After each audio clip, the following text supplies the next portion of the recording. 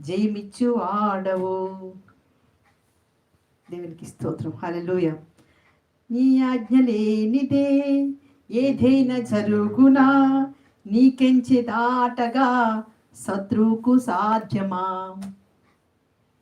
నీ ఆజ్ఞ లేనిదే ఏదైనా జరుగునా, నీకెంచి దాటగా శత్రువుకు సాధ్యమా. మా దేవా నీవే మాతో ఉంటే అంతే చాలును, మా దేవా నీవే మాతో ఉంటే అంతే చాలును.